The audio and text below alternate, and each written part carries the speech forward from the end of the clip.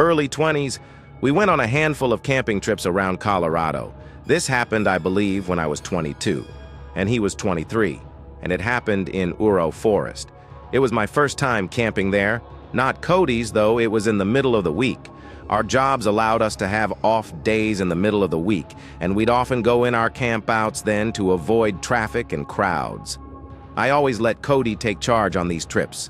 He's the Eagle Scout, not me. We parked by a picnic area, and we set foot into the woods from there.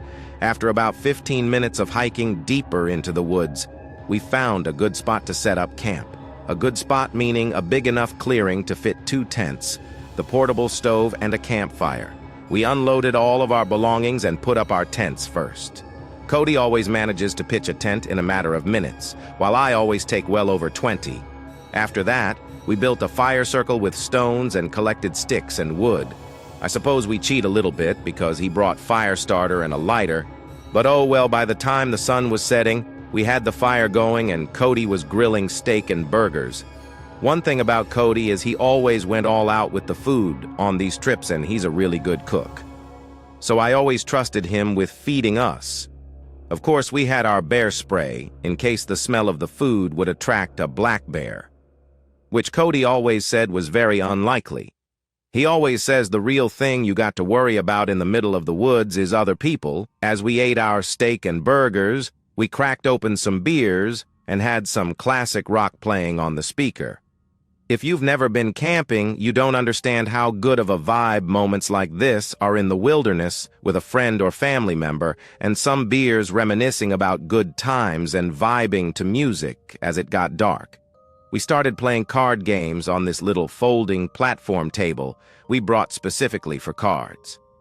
After playing more traditional card games, we started playing Uno, and this was when we heard something out in the woods.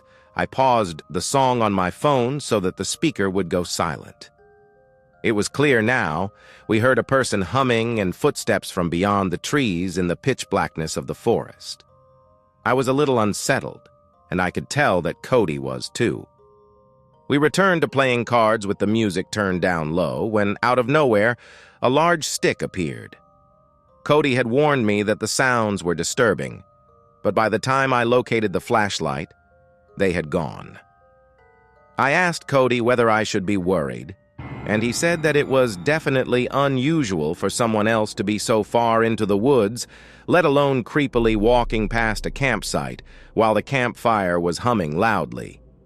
Landing in the middle of our campsite made us both jump out of our skin. It didn't fall from a tree. This thing was thrown at us by someone. Cody started yelling something along the lines of, "Whoever's out there messing with us, get a life and off." And then footsteps could be heard once again in the distance. They were walking away from us. I said we should pack up camp and move somewhere else. He said absolutely not in the dark. We both had bee spray, and he advised to just keep it next to me in my tent when we go to sleep. It was the closest thing to range self-defense weapons.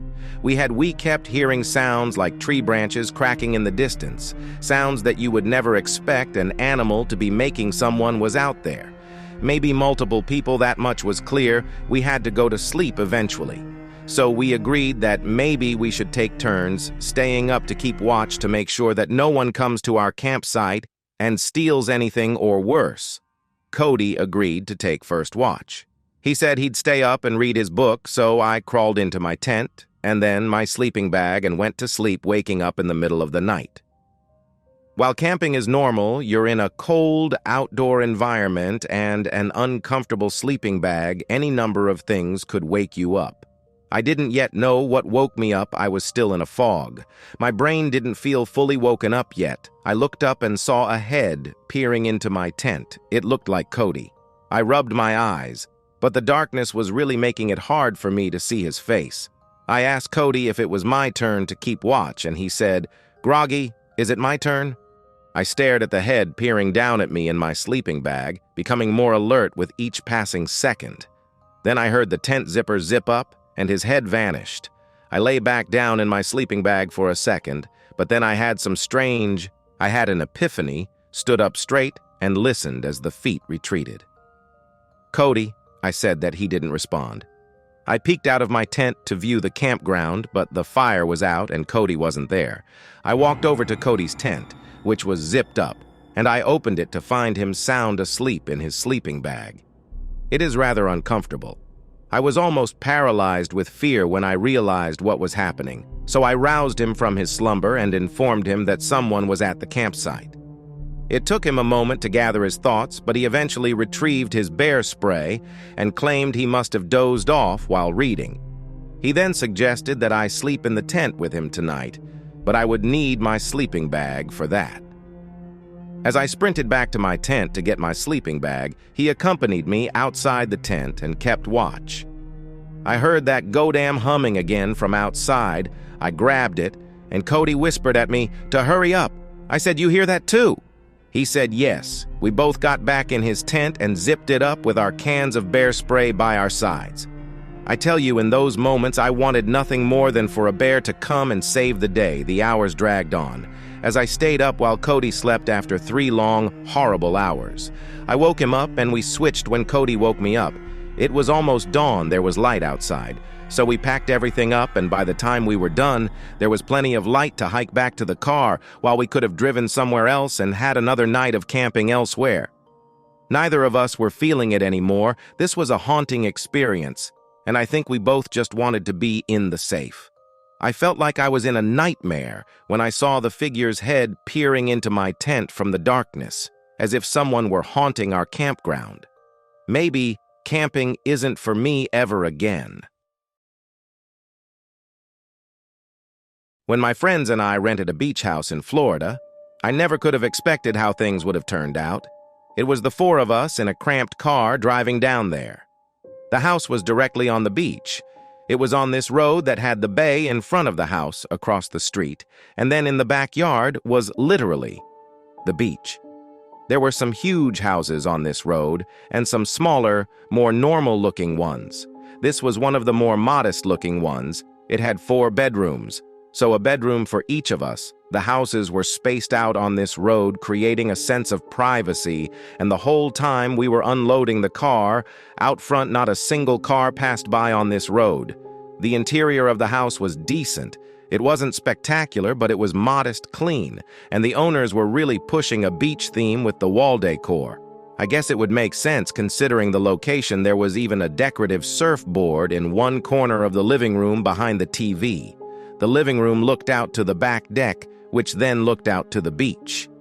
That view was breathtaking. The deck wasn't elevated very high off the ground. It was just 2 steps down and onto the sand. We all claimed our bedrooms. I managed to get one of the rooms with a view of the beach. First thing we did after settling in was, of course, walking outside and laying on the beach. We all went in the water at one point and then played football. We were definitely on the beach for a few hours. We seemed to be the only ones on the beach. Apart from this older-looking couple way down the beach afterwards, we went out to eat, and then started bar hopping in the town area. When we Ubered back, it was dark out. We went outside on the beach to around and play late-night football. While we were kind of drunk, as I was running to grab the ball after missing a catch, I noticed something in the water. The moon reflecting on the ocean was the only reason I could see it. I said, "What the is that?" out loud, and then realized it was a person standing in the water about waist deep. My friends looked over and said they saw it too. It was only a little weird because of the time. It was like past midnight. But hey, if a local wants to go for a midnight swim, that's their business. We then went to sit on the deck and drank beers for a while until we got tired, and one by one, everyone started going inside to go to sleep. My friend John and I were the last ones out there. I had been every once in a while glancing in the direction I saw that person before, in the water, just out of curiosity, and so eventually when I shot a glance in that direction, I spotted someone standing on the beach. They appeared to be just standing there facing us. It was kind of creepy, maybe a neighbor. I didn't want to be rude, but I wondered if it was the same person. We tried to ignore it. But John was facing that person, and after a while he said they were still just standing there facing us.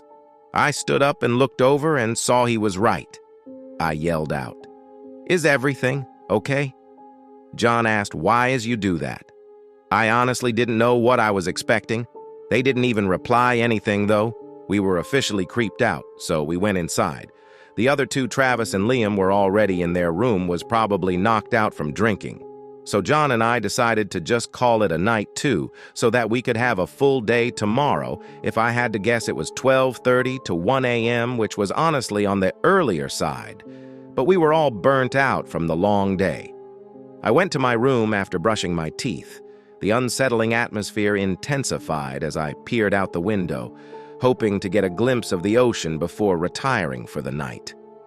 To my horror, I saw that someone had materialized on the back deck, staring directly at my window, as if they were trying to communicate with me.